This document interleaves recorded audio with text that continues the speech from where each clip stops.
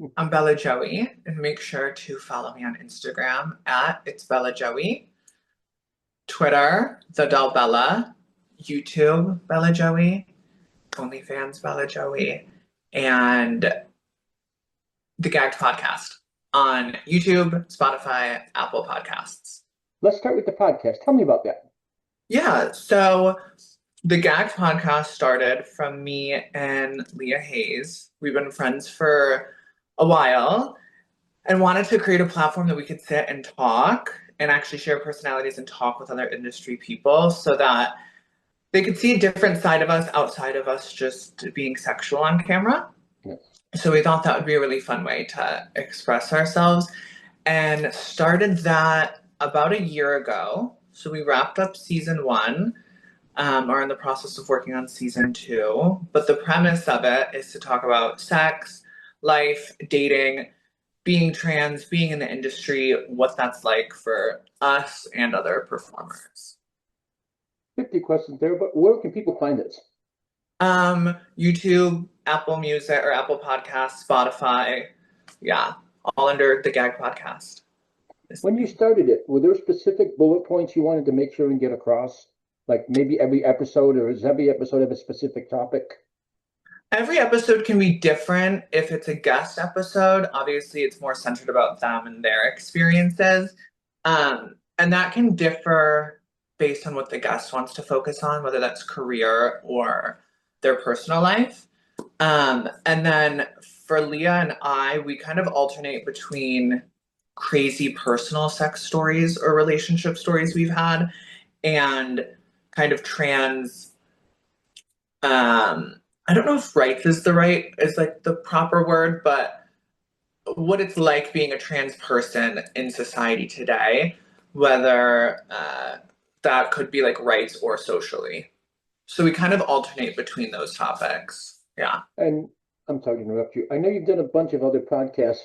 From Mhm. doing all of those, was there anything specific you maybe took away from a couple that, like, I love the way they do this, so I'm maybe going to steal it, if you want, steal is the right word, or creatively borrow? Yeah. Um, I mean, I think that all podcasts can kind of have like a similar form. So it's just the kind of like recreating something that's already existed, just more customized to you. Um, but I think that we took reference from a couple like big podcasts, but not anything that we had been a part of, more just viewers of, and liked how like raw and real and comfortable their podcasts were. Um, that's I think kind of like we took reference from, yeah. And how many episodes are in the first season and all that? I believe the first season has, I want to say 15, if I'm not mistaken. 15, and about 5 or 6 of them are solo episodes, and then the rest are guest episodes. Was there a favorite from the first season? Um, there's a few really good ones. I personally like really love our solo episodes because we're very candid and very comfortable. So sometimes I think we can have a tendency to overshare, and then I look back and I'm like, oh my gosh, I can't believe I said that. Guest wise, it was really amazing to have Emma Rose on because she's just such an icon in the industry in general. Our really close friend Victoria Grant, that was really fun because we're all super comfortable together.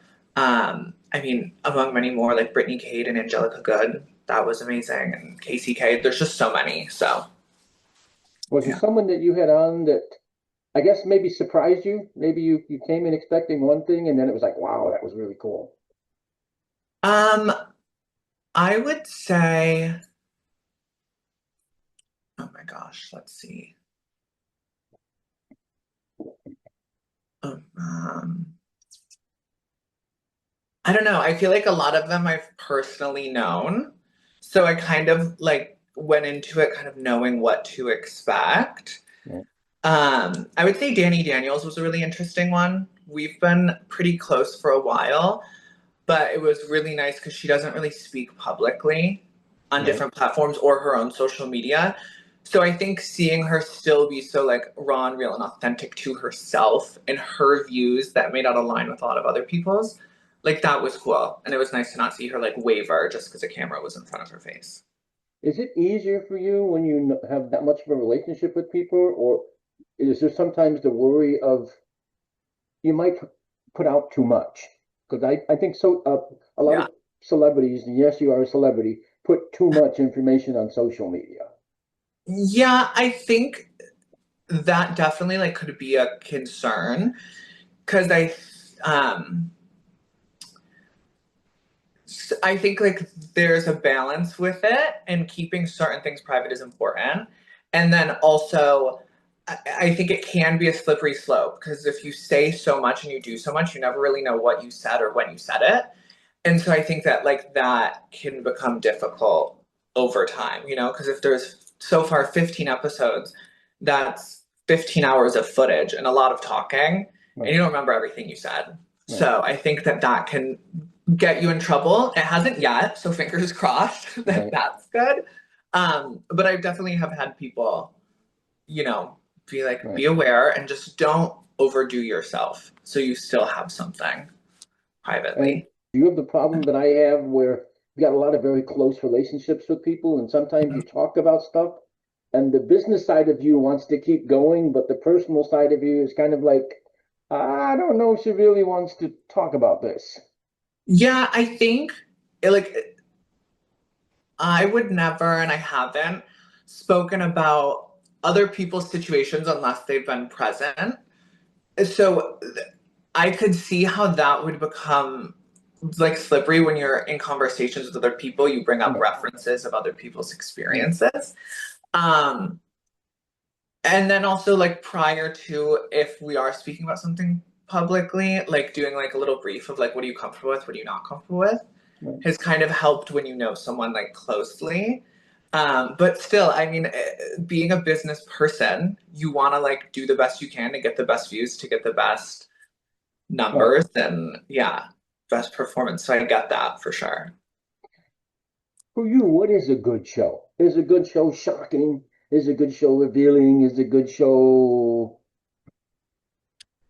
I think keeping like viewer retention and having people walk away from it feeling like they got something from it, whether that's entertained, educated, um, they feel like the person or the media they were intaking was relatable. I think like that makes a good show because you can have something that's extremely sentimental and emotional and deep, and then you can have something that's shock value, crazy stories that someone couldn't believe. And I think both are equally as good, but obviously one's a little bit more clickbaity than the other. So there's that, yeah. You, as a person doing an interview like you are now and a business Mhm. person, do you find it difficult for you to?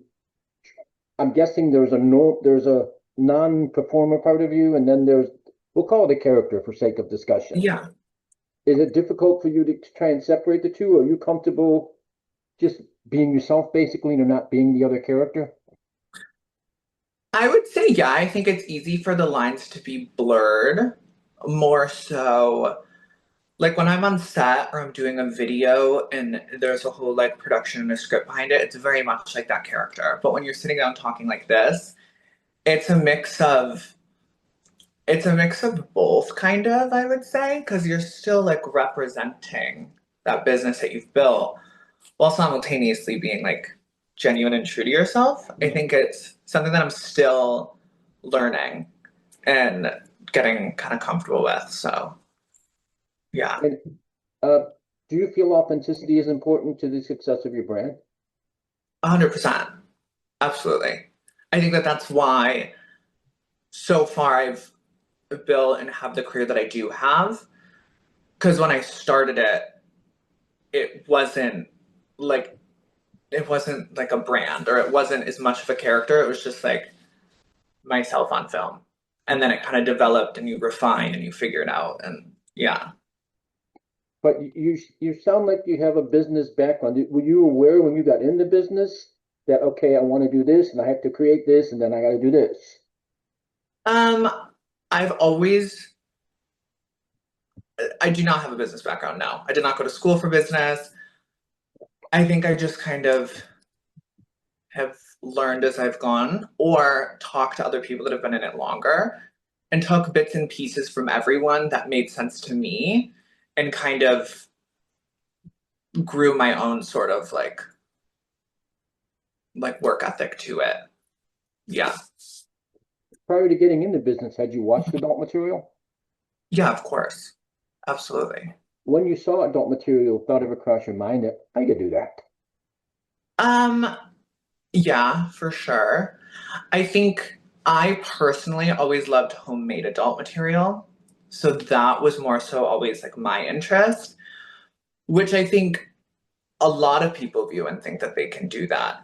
And the majority of people I think could. Um, but yeah, it was always something I was like fascinated by, for sure. And you did OF first, correct? OnlyFans, I'm sorry. Yeah, so I started OnlyFans, I think almost 4 years ago now. Yeah, 4 years ago. So I started that first for 2.5 years before I started even studio work. And when you started OnlyFans, Mhm. were you doing adult related work before that, or was that something you thought about always wanting to do and it finally was a good time? Yeah, I was always like very sexual. I would say I was very sexual and hookup culture and things of that nature. Right. My experience as a whole were relatively vanilla. Like I had never done group play or an orgy Right. or uh, multiple different partners and stuff like that. Um, but I was always sexual and started OnlyFans with more implied nudity and solo content, and then it grew from there. But I've never had been in adult work prior. I was always in sales and more corporate style stuff. So it was a different jump for sure. When you started OnlyFans, was it for the attention or for the money? Money, 100%. I think it was money, and then the attention and validation felt good. So the initial thing was I'm broke and I need to like survive and I don't know what my plan is going to be, even though I had a full time job at the time. And then when you start to get attention, I'm like, oh, wait, this is so obviously everyone has an ego. It's like ego fulfilling. And like that validation was rewarding. You Yeah. start creating content. You mentioned you like amateur type stuff, which I do too. Mhm. Did you consciously make material like that, or were you aware of like trying to do different types of material from watching it? No, it was very amateur because I think especially when it came to bringing in other partners, the idea of having sex with a camera there was uncomfortable and nerve wracking, regardless of how much adult content you've consumed. Like Right. consuming it and doing it is two different things. And it definitely was just very amateur because that's just like what we were comfortable with at the time. And before we all really knew about proper lighting and how to really film and get the good angles and penetration and all of those things. Yeah. So the uncomfortability then came from the not being familiar with the technical aspects. Um, I think uncomfortability came with technical aspects of like, how do we properly set this up where it looks good? So it's just easier to set up a tripod or do POV and it kind of looks sloppy and it's homemade and everyone's just like kind of in the moment trying to enjoy it while also do the best we could. Um, and in addition to, there was a little bit of, nervousness to it because it's new. And I think a lot of things in life can be nerve wracking, except you're naked on camera and getting sexually pleasured. So, you're not used to being perceived that way. So that can be like overwhelming. And I produce and shoot stuff for other people. Does your Uh-huh. fan base have a preference to specific type? Because some people like would literally tell you you take the footage out of the camera and just put it Yeah. up instead of editing it. Some people like POV, some people like glam. Does your Yeah. fan base have a specific? Um, I would say it's definitely a mix. Like I have people that love a tripod set up in the corner with no ring lights and people just going at it. They don't get up close and personal views. And then I see a lot of people that prefer a camera person and lighting. I think it's a mix. In my mind, I think it's really important to produce as much organic, natural, homemade style content on your OnlyFans as possible because people that want to consume that highly produced glam content can, if you do studio, or collabs and group stuff, they can consume that other ways. So having both for everybody, I think is important. But like, what do you find for people that you shoot and produce for? Like, Well, I apologize. I don't mean to interrupt you. yeah, For me, I like my porn to be explicit. I like yeah, it to be when I don't like the word amateur, when it's real. okay, yeah, It's almost like a POV scene when your eyes won't lie if you're shooting a POV. You yeah, can tell when a person's into it or when they're not. yes, To me, it's kind of the same thing when you shoot real. yes, And I'm looking for energy more than I'm looking for anything else. okay. Because if I've shot people who hated each other, but they took that energy and put it together, and it was amazing. Oh, I It believe was, it. it was, and I'm not the kind of person, especially when it comes to shooting or watching, if it's Mhm. happening and that energy is going, Yeah, you don't stop it because maybe you can't see the penetration. yeah, It's you like just keep it you going. Yeah, let it go. I yes, went to film school. I understand the nuts and bolts of making a real movie. right. And I used to live in California. When I tried to apply it there, they looked at me like, what did you just like? Are you crazy? Yeah, We need 12 minutes of hard and 7 minutes of soft. And totally. shoot. But um, eventually, in terms of types of content, it also comes down to your personal brand. And Yeah. every person is different in Hmm. that aspect. Some people would prefer to be all glammed up all the time. I Yeah. personally think, and you can tell me if I'm wrong, Hmm. but on your OnlyFans, do people come for your personality or watch you have sex? Um, both, I feel like, but I feel like the majority of it has been like personality, I think Right, plays a big part. And I think the style in which you have sex, which kind of goes into what you're saying, right, because like there's thousands of trans women that could watch. And right, there's hundreds or thousands of trans women that produce porn that are right, tan skin with big boobs and dark hair like me. But like there's a reason that right. they come to mind. Yeah. I also think too, I'm sorry, I No, think too, sometimes if you tone things down, it's more memorable than if you're shooting for yourself or a company and people know you're not into it. To me, it affects your brand in the long run. yeah, because then they question everything else that you do. It's Yeah, like, is everything that they do genuine or not? right. Yeah, for sure. Give me a woman in nice muscle t-shirt, her shorts, sexy on the bed, be happy and doing her thing. I'm good. I'll give you my $10 a month. Yeah, Give, absolutely. give me a glammed up thing, which I've shot ridiculously pretty girl, but I'm an energy person. Yeah, This girl, I'm so sorry, I'll cut this out, but this girl is so bored. yeah, I'm shooting a low shot, and you can see she's not into it, and you kind of just watch my camera fall off. yeah, Because it's like, you don't give a shit.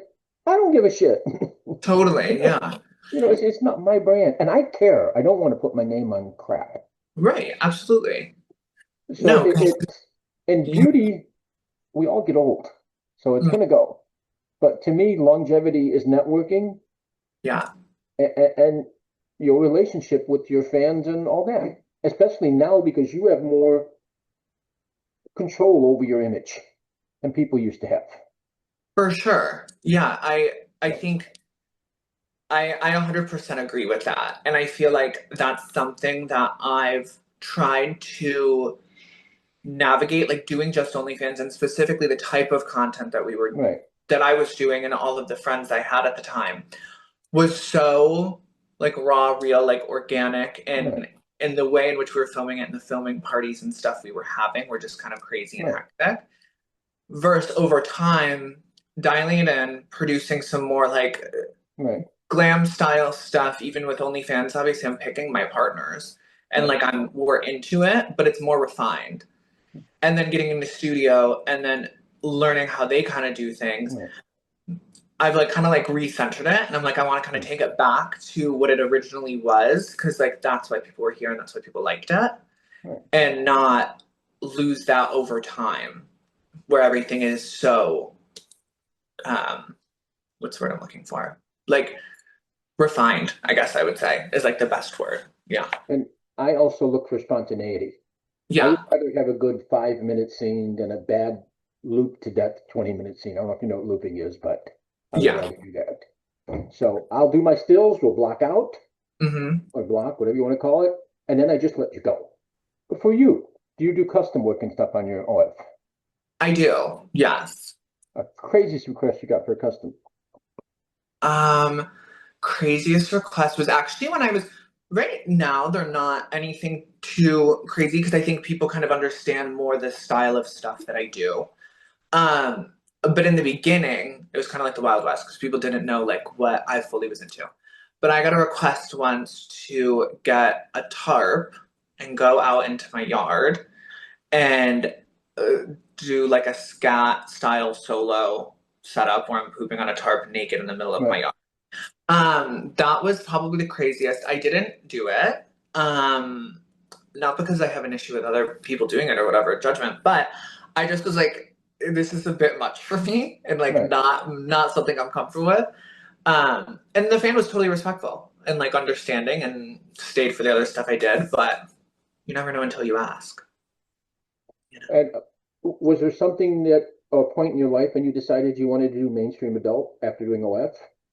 Yeah, I would say it was I felt like my OF and everything I was doing, I had really kind of had it like a well-oiled machine. Like I had really figured out like my footing and how Right. things were and where I wanted that. And I was like, I'm just gonna try this and see if I like it. I was like, I'm gonna do it for a year.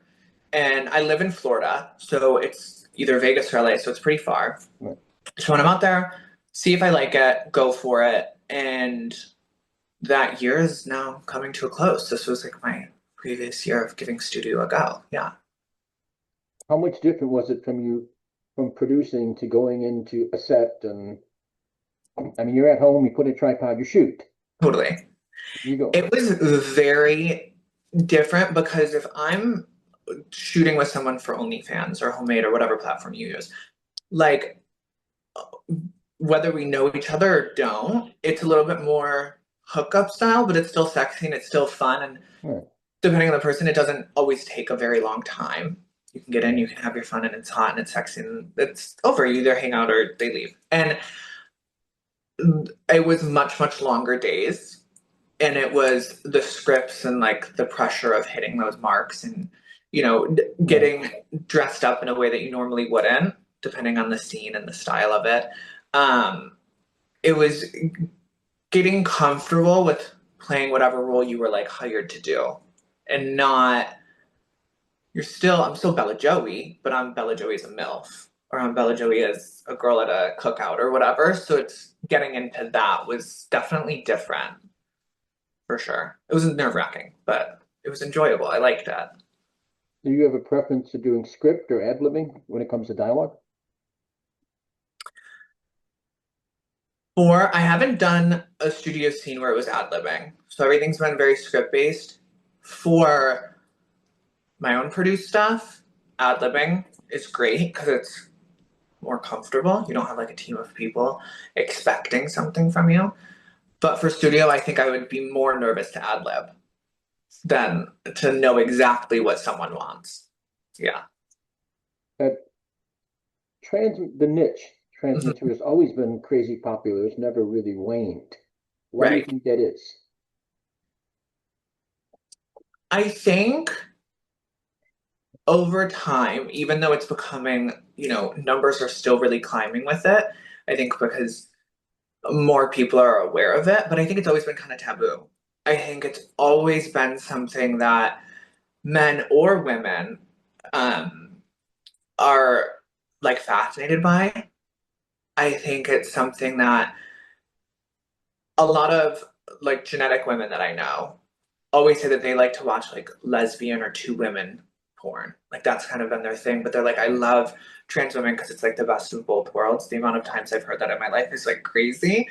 But you have the femininity, you have the breasts, and then you have a dick, and it all kind of plays together. I think it's just taboo fascination and yeah, for sure. And prior to getting into business, you mentioned you watched adult material. What type of adult did you watch? I primarily only watch gay porn, gay adult material. It's always been like my thing.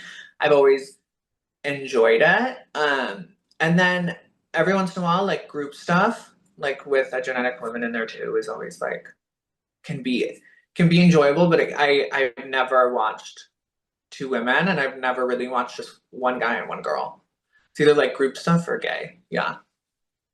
But are you into women off camera? I've had experiences. Yeah, off camera was I used to like be in the swinger world, and that's like kind of how OnlyFans and stuff. That's a lot of people I would film with, and so we were at like a lot of swinger parties all the time and doing things like that. So I definitely had several experiences off camera with women. I find for me personally, I need to have more of a emotional bond with a woman to have sex Right. with them than a man. A man I can look at and be like, "You're hot, let's fuck," and like I don't really care and can have amazing sex. For a woman, it makes me more nervous and I need to like really be comfortable with them. But sexually, are you more dominant than submissive then? Um, I would say sexually, I tend to lean. It depends on the role that I'm taking on during sex, even privately off camera. Like if I'm topping a man, I'm naturally lean more dominant. If I'm bottoming and getting penetrated, I'm more submissive. When it comes to women, it was kind of like I'm not very dominant. It's just kind of like feeling the energy and like flowing with it. I don't think either one of us took on a dominant role. It was more just like sensation and like personal pleasure is I guess a good way to like frame that. And sexually, are you freakier on camera or freakier off? Oh, I would probably say off camera. I've had freakier experiences. Um, on camera, I've definitely done a lot. But I like to like keep some stuff just like for myself and just keep it a little like, And, yeah. and a good scene too. We touched on it earlier, but very quickly. Mhm. Is it good sex or good performance to you? Um, I think I would say good sex for me personally. Like when I film something and it's good sex and like you said, the energy's good, I walk away feeling really good. I think it also kind of depends on the situation and like what the goal of it is. I think sometimes like a really good performance, the energy and sex can still be enjoyable, but it's not um I don't know. I that's a hard one because sometimes you do turn it on a little bit, Right. and amp it up. But I, for me personally, I would say good sex. Yeah, And you're from Florida originally, or are you living there now? I've lived here for 6 years. I'm from upstate New York originally. And Yeah. grade school, growing up, did you go to a public school, private school? Public. Favorite subject? Oh gosh, I always liked probably like art and English. And at that point in your life, did you have any idea what you wanted to be when you grew up? No, I literally like I would. Every little kid is like a vet or a president or scientist. I always was just kind of like unsure. I always said I wanted to do something in front of the camera, and I always, I guess, thought I was going to be something of an actor or a performer.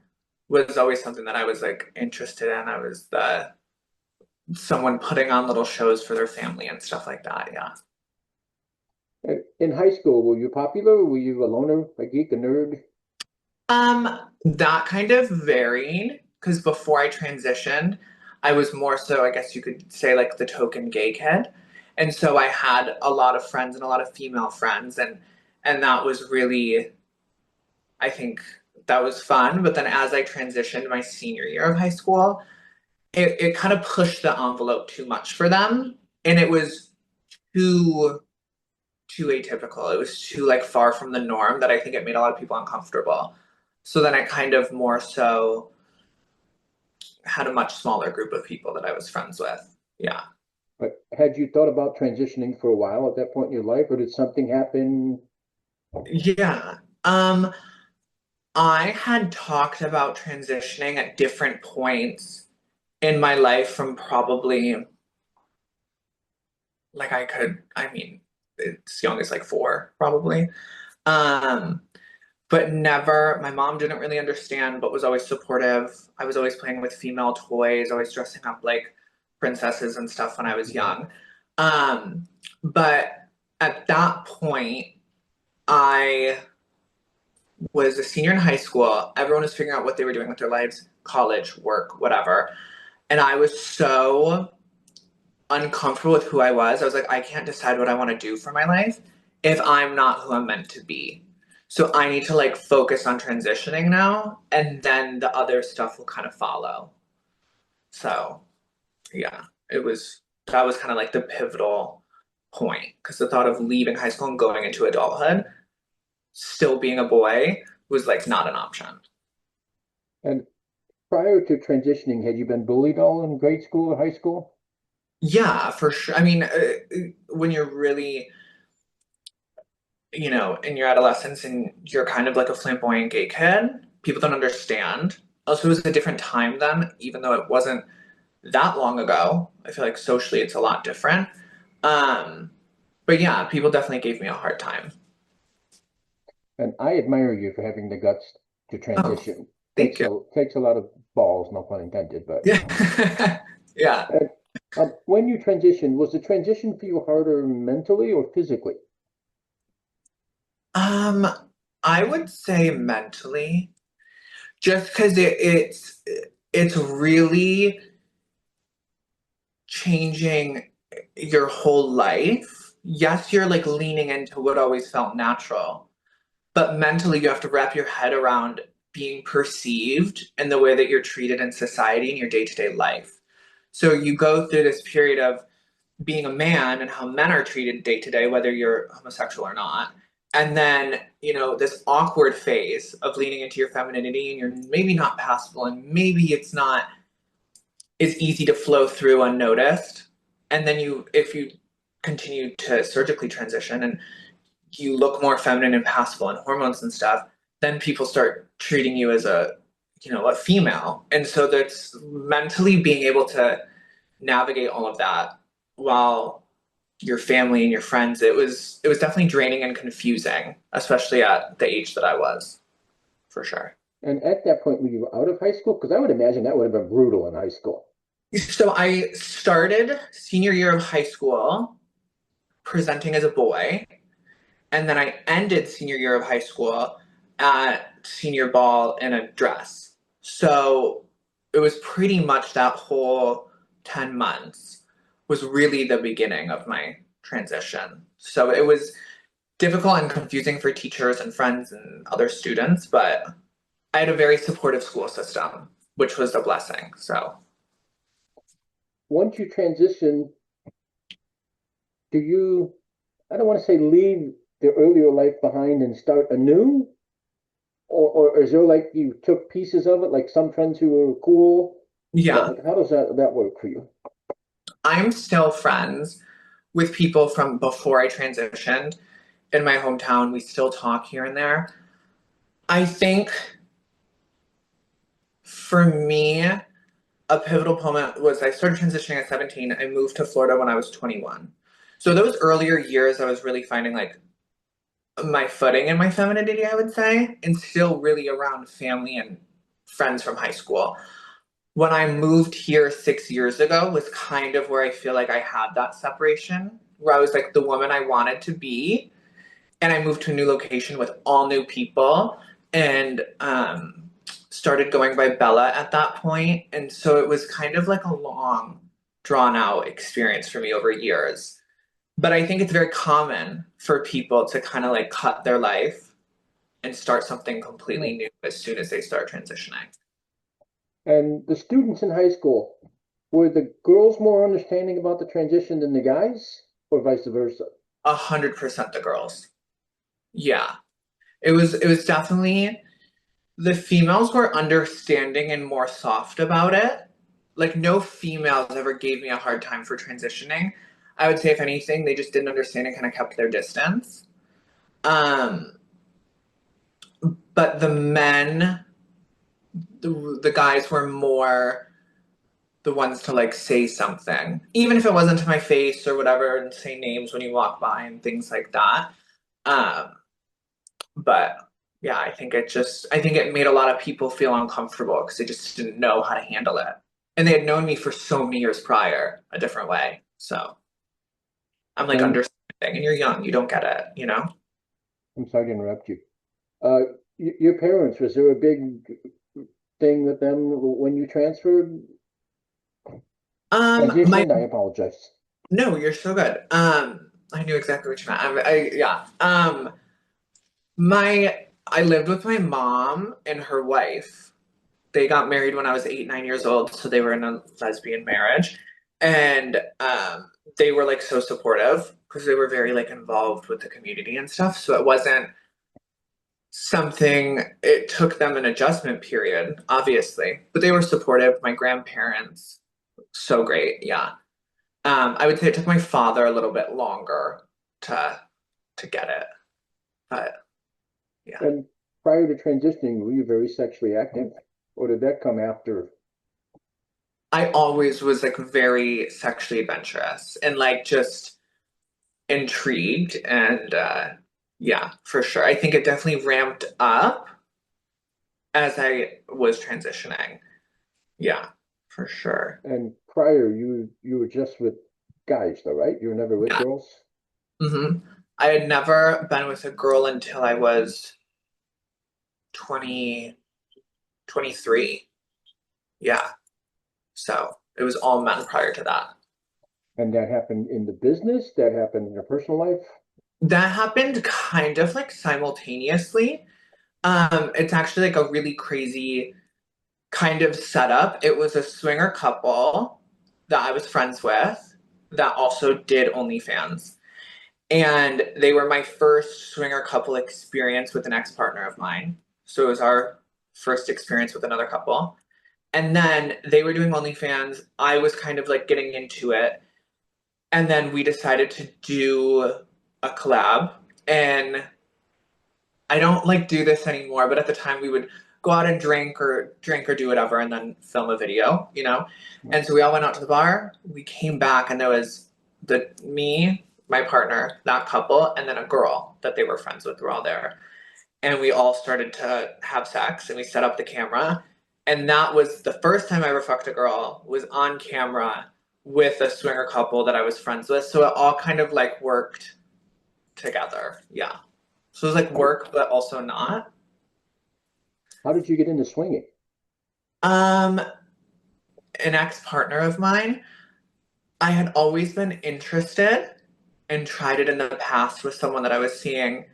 Didn't work out. They were very jealous. So I kind of like left it there. Got together with someone. They had been a part of the swinging kind of nudist world. And then they kind of introduced me to it. And then the ball just rolled from there. Yeah. Swinging for you, is the turn on you're having sex with people you don't know? Is it turn on you're a center of attention with a bunch of people watching you have sex? Is it Um, Definitely the act of sex and being able to fulfill different fantasies or explorations, not necessarily the fact of like with people you don't know. Because a lot of them you'd be friends with, you'd hang out with, you knew for a year, you'd go to dinner and parties with and stuff right? like that, but still we're excited to have sex with them. I think it's still like that level of being taboo. I think it's the fluidity that's part of it. I think there was a lot of aspects in the beginning. It was just because it was so different. That was so fascinating by me. And like I said, I've always was like very sexually explorative and like always very curious sexually. So it was like a way I can have a partner and explore all of this with them and other people. It just all like grew together. Yeah. And had you had sex with more than one guy at a swinger party? Have I ever? Yeah, absolutely. The first time I ever got double penetrated was actually at a swinger party off camera. Yeah. And that was crazy. It was the whole hotel takeover and there's 8 people in the room and everyone's kind of Yeah. having sex or taking breaks. And then I was like, you know what? I'm feeling it. Let's do double penetration. And, it was fun. And then, yeah, it kind of just depends on the party. Had you been done gangbangs or anything back then? Um, The most I've ever done is three guys on me at once. So I guess that's considered a gangbang, I would say. Um, but I don't know if that was before or after that, because it all kind of happened very fast. So it all kind of blurs together a little bit. That do you take those experiences then and purposely put them in OnlyFans? And is it easier if you do adult work because you've had the experiences before? Um, I think that like some of those experiences were off camera, and I've obviously had experiences off camera that I would never try to like recreate on camera, just to kind of keep it like for Right, myself. But I think it definitely like, made it easier. Like the first time I got double penetrated on camera, I was like, okay, I've done this off camera. It felt good. It right. felt really sexy. Let's recreate this because this is like in my mind, it's like so epic. Like let's do it, you know? So yeah. You mentioned you were sexually exploring. What type of stuff, niches and stuff were you trying? Were you doing like rough sex? Were you doing, I don't know. Yeah, I like dabbled a little bit in like CNC style stuff, like um what's the word I'm looking for? Like water sports style stuff. More dominant and submissive, kind of like seeing my limits with that and pushing that. Mhm. Um like large toys, leaning more into seeing what it was like with like two partners. Like it was just kind of really exploring that, yeah. But a lot of And, that stuff I still just leave off camera. Whether I liked it or I didn't like it, I gave it a try off camera first. and Yeah. CNC stuff, was the turn on for you that you're giving up control? 100%. Giving up control, really trusting the person that you're engaging with. And like, yeah, for sure. That's Now, it. do you like fucking or making love? Both. It depends on the person. Like, I'm in a relationship, it's like I love making love and really feeling that connection because you can't, even if it's really good sex and it's enjoyable, you can't recreate that super intense connection, love feeling, regardless of how I feel like personally involved you are and in the moment you are. Um, but nothing like trumps some crazy kinky sex. You know what I mean? Hmm. So it's difficult. I say it would depend on the partner. And rough sex, do you like having your hair pulled? Hair pulled as long as I don't have extensions in, but that does feel good. I like slapping. I mean, I would say one of the like getting slapped in the face, getting spit on in the face, getting, marks left on your ass, hair pulling, choking. I've experienced like one time getting like kind of like asphyxiated, like choked, and then kind of like Right, passing out a little bit, and then coming back to while you're right. still fucked. So I've experienced a lot of like that sort of style stuff, but it was always personal. So you've never done any of that on camera? Mm-mm, no. No interest? You're saving it for later. I think if I did do it, I would want to do it later. Also, I kind of liked, I think for me, just kind of keeping it private just because I was Right. exploring and not super comfortable. Um, but yeah, I don't know. I haven't felt the strong desire to share that part yet. Hmm. My thing with camera Mhm. stuff is most people don't know how to do it properly. Yeah, And if you don't know how to put your hand behind the person's head and do all that, it can get pretty ugly. totally. Absolutely. And you need to make things very clear, make sure everything is known that it's consensual, make sure that it doesn't run into problems later, make sure that, yeah, there's a lot that goes into that. And I've also had to literally stop a person and say, put your hand in front of her throat. Yeah, You push your hand on his throat like you're being gagged and make choking sounds. yeah, It'll be much more effective than you trying to figure out like all totally. that weird wasted time, basically. Yeah. At No, this point, are you happy where your career is? 100%. I think I'm really proud of myself for where it's gone. Proud of myself for the stability that I've built. Yeah. um, and the experiences that I've had, and the amazing people and fans that I've like that have supported me for years. Like I just wasn't ever expecting it to be this. Do you feel you've established yourself? I would say yes, but I would say I'm in like the earlier stages of really being like an established pillar in adult work. I think OnlyFans, you can have like self-establishment, but within the community and award shows and events and things of that, and really being like engulfed in it, definitely takes a different layer of, you know, establishment. Will there be an award, a movie you've seen where you say, Bella's arrived and she's here? I think like this award season is going to be really interesting for me because I'm going to see what I'm nominated for, see what that whole experience is because I haven't really had that before. I did last year at the T Awards win Transcending Model 2025, which is a management company that just has helped produce the Gag podcast and do different things and help with different media for me. But doing stuff that's specific to my adult content, I think we'll see how I feel at the end of this kind of award season for sure. And if you get nominated or win an award for sex, would you be a specific act you'd like to win for? Some people want best BJ, some people want best A, some people want. I think if it was, I think like being nominated, even if I am for trans newcomer, would be really rewarding. If I win, just as like a whole, like I feel like it's representing and giving you recognition for the brand you've built, the work you've done. For a specific act, not necessarily. There's one project in particular that I would feel really fulfilled if that got recognized for best trans movie or girl on girl trans scene. Yeah. And Which, sorry, go ahead. sorry. What are your social media handles?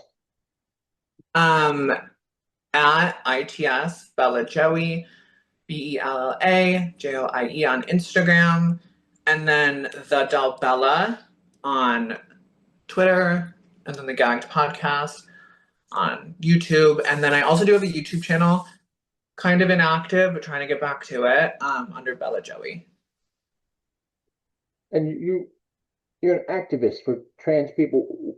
What is the most important thing you'd like to get across? You don't think people maybe don't understand or Um, I would say that not all trans people are the same, is the thing that I would say the most. Just because we're trans doesn't mean that we have the same political views, the same social yeah. views, the same perception on sex and life and gender identity. I would say right now that's like the biggest thing because we all were people before. Just because we're trans, we have a similarity and something we can all relate to. But each person's transition is different, their experiences, their life. I would say that's something that we always try to, at least I try to push. Because for people that are uneducated, they might just think, you know, we all think the same. And that's just not Yeah. true. And prior to getting in the business, had you had any preconceived notions about the adult entertainment industry? This is going to sound probably that it was easier than it is. It's like, if I'm being really honest, just because I was unaware, I didn't really know anybody that was in it. I didn't know what it took to run a successful OnlyFans platform, and I didn't know what it took to do studio work. I think you just learn a lot, and I think there's the idea that it's a little easier than it is, for sure. Oh, then you kind of already answered the next question. But for you, what's the reality of this versus what people think it is? Um, that you have to be really committed and dedicated to it. Running OnlyFans is a lot of messaging. It's very time consuming. There's a lot of organization that goes with it. As fun and as sexy as it is, there's a lot of like back end that it takes. And I would say it's more physically demanding than I think sometimes people think. So, and that's just like adult work as a whole, regardless of what you do. It can be you know, a lot on your body. And we're in the fourth quarter of the year. Yeah, Mhm. are there any plans for you for the rest of the year? Maybe big things for 2026? I think right now I'm just kind of focusing back in on OnlyFans content. And, right now it's kind of the fall season, so I'm focusing on a lot of holiday style stuff and just having fun with that. I haven't even really thought much about 2026. I'm thinking maybe relocation to Vegas would be great and just really make my life a lot easier. So that's kind of like a big thing and just be more available and accessible for opportunities and people and all of that. Is there um, a lot of people shooting like trans tech material in Florida? No. I mean, there are creators that work with trans people, and I feel like I've I filmed with, whatever, a lot of them. There's a lot more people that are open to or do work with trans people in Vegas and LA. Studio wise, I haven't worked with any companies that are based here. Groovy used to have a Florida location that they don't have anymore. Um, and yeah, there isn't any opportunities for that I've had here. And in the past, it seemed like a lot of the mainstream adult performers, I'm going to stay out of trouble here, were were picky about shooting with trans performers. And Yeah. that seems like that's softened. I'm trying to be politically correct here. Uh-huh. Have you seen that, noticed that? Yes, I think it's gotten better. I still think that there's like a heavy stigma around it for crossover performers, men and women. I've had both instances, one with an OnlyFans creator that now she does mainstream as well. And we had something set up. We had met prior. I was like, let's film something together. It will be fun. She had agreed. And then right before I had to cancel. And I give her props because she was open and honest. And she told me the real answer. She didn't cancel for sickness or something bullshit, which people do get sick. But she said, look, I talked to a team that's helping me, and they said it's not a good idea that I film with someone trans because right now, where I'm at, it's going to pigeonhole me and it's going to affect future opportunities. And I respect everyone's business and what they decide to Right. do. There's, male performers that, love to have sex with trans women off camera, but would never do it on camera. And Right. because of the repercussions in it, I think that that's disappointing. But at the end of the day, all we can do is just continue to show that it doesn't affect certain people's careers and yeah, just try to be present and do a good job. So, Do yeah. you have, we'll call it a hit list. Do you have a group of people you'd like to work with? Oh my gosh. There's a lot of like trans women that I would love to work with and do different types of scenes with. There's, I mean, not totally. No. I think it all just depends on. I'm someone where if I meet someone at an event and conversation is great and we're talking great and filming together would be really fun. Obviously, you see hot people on Twitter all the time, but it's always more comfortable if you actually have enjoyed talking. So, yeah.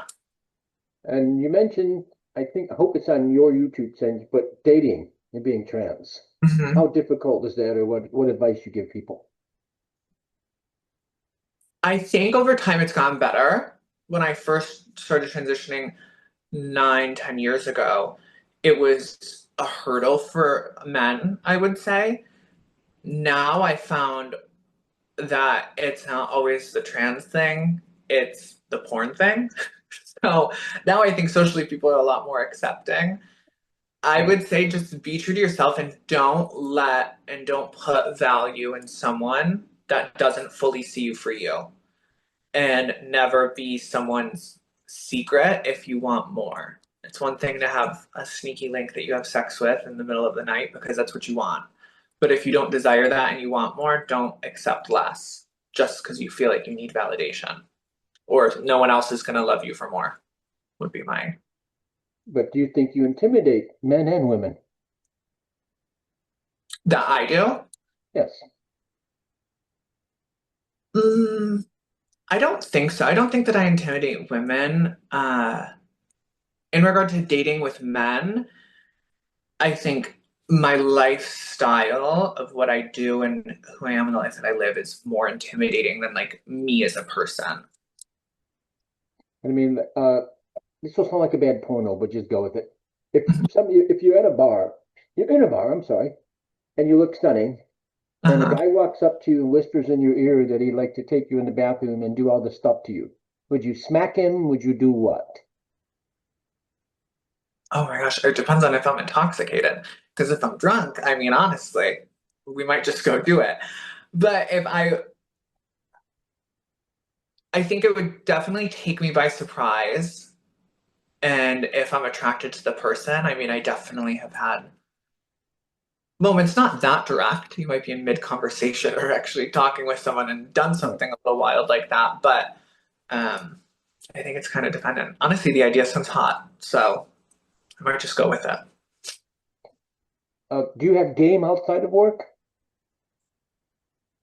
I would say if I want to and I want to like take that time, absolutely, yeah. So you're comfortable walking up to a guy if you think he's attractive and starting a conversation and I would say it's more of like a timid sort of flirting, looking, smiling, eye contact, open body language, and like allowing a man to come up to me. And then once that is done, really being able to like be flirtatious. I think eye contact and body language and physical touch is like I'm much more flirty in that sense than I would be verbally dominant like that. well, a person who finds you attractive is humor a good way to get in your pants? 100%. Yeah, you're less like guarded. It's fun. It's lighthearted. It can also be sexy and lighthearted at the same time, depending on the type of like humor and just the energy. Yeah, of course. From being in this business outside of work, does sex have to be a big part of the relationship for it to work? Yes, because there needs to be like a really good physical connection. I think, especially with when you experience more, you really just want to make sure that it's good sex, but emotional connection, feeling safe, feeling accepted, like no judgment, full communication, all of those things are equally as important, if not more, because that is like fundamentally what's going to make it successful, especially when it's an adverse lifestyle like this. And with this lifestyle, is it possible for you to have a relationship with a civilian? Yeah, absolutely. The right person for sure. 100%. I think it is actually, I would prefer that. And if you've met somebody and they've watched your material or they're going to watch it, are Mhm. they expecting porn sex from you or intimacy? Um, I think it kind of goes back to like what we had discussed before, 'cause depending on what you watch of me is going to depend on how like performative it was, or how glam or how set up and refined. But I could like pull out tricks and do the most, but it's always understanding that like this is just, I would say intimacy is definitely how I would set the tone. And then you can pull out tricks and you can do crazy moments and stuff like that. But yeah, level that intimacy. And going back before you transitioned, if people reached out to you now and like you're so pretty, I can't believe, I didn't see you in high school or something, Yes, that has happened. Yeah, Is that from a guy in high school. I'm sorry to interrupt you. Is that an ego boost for you? Is that a never gonna happen thing for you now? Is that what? I would say there is a bit of an ego boost that comes to it, but also kind of like a not gonna happen type of thing. Right. But it definitely feels good and validating for sure. And I'm guessing you go back home now. Is it cool, weird, strange? Is it difficult to, I guess, maybe get out of this character and go back to being nobody? Not gonna say nobody, but Um, I think no, because I just try to go into it and just have the same conversations and interactions that I would before with friends that I've known for a long time. I think it's harder for them to understand my life. I just talk about what I'm experiencing and what's going on. They can't relate to it, but they're supportive.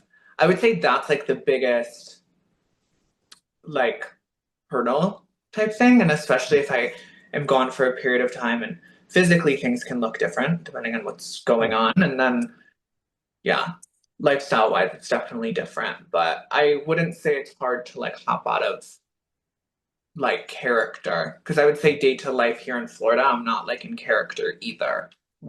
So, And do they have those weird? We don't watch porn, but they're really curious about it and they have a lot of questions. no, they say that they watch porn and they ask me a lot of questions. It's and I love because we've always been very open. One of my high school friends, she told me a story. She was like, had my vibrator out. She was like, I was ready to go, have some personal time. I opened up Pornhub. She was like, I was checking out the main page. She's scrolling. She goes, I saw a video of you. It was an OnlyFans video someone had posted on Pornhub that I had collabed with.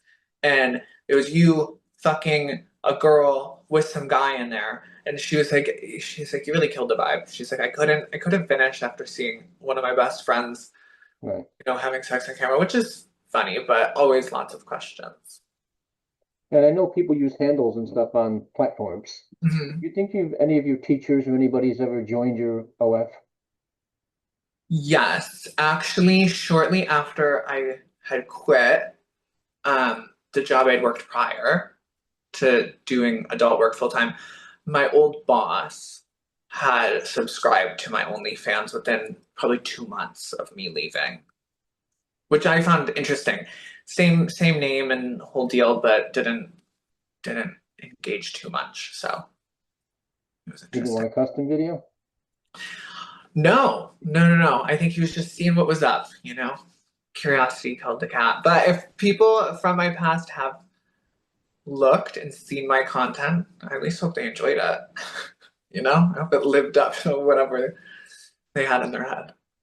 Do you have any celebrity crushes? Oh.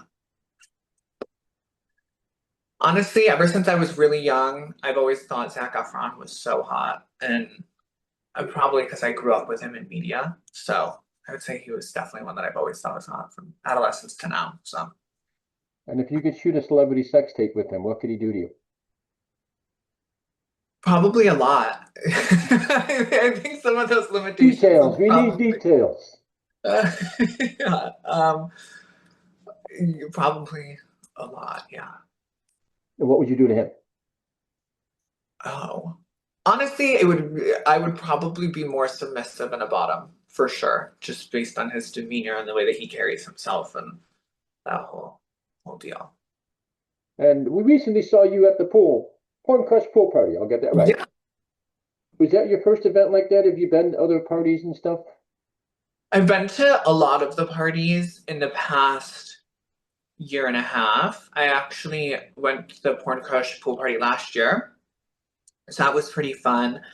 I've done uh, different media events. I was at the nomination stuff for XBiz and AVN last year. I did AVN, the teas. So I try to go to a lot, and it's really fun socially because a lot of my Right. friends are there, and so it's really is a party and then a networking opportunity all in one. So And the recent Porn Crush Party, it seemed to me like there was a big trans presence there. Yeah, a lot of the girls were there. Is that like more than last year though, correct? I would say more than last year for sure. Yeah. I mean, personally, I really love porn crush parties. I would say Austin is so great. Uh, and there's always kind of like a few trans girls that go, but this year there was a lot and it was a really good time. And this journey you've been on in the adult business, is there any part of it that surprises you, shocks you, amazes you? Like, I did it, I survived it, I don't know. Surprises me, I would say, at least within the niche world of the trans category, because I don't know. I hear stuff from outside of that, but for the trans community, I would say how like kind of close knit it is. I would say like everyone really does know everyone, and how uh I would say that was more shocking to me than anything, because prior to that I had never really been involved. Uh and survived that or like made it through. I think just as a whole, it's kind of just a whirlwind in how things have grown, and how fast, and developing through all of it, and just reminding myself to like look back and like know where it started and continue to always have that in my head. I think the whole thing is just wild and not what I expected the trajectory of my life to go. So here I am. Anything you want to say to all of your fans? Thank you so much for supporting me. I love you and can't wait to continue to do crazy stuff, explicit naked on camera and outside of just sex. So I'm going to continue to produce content and grow and have fun with that.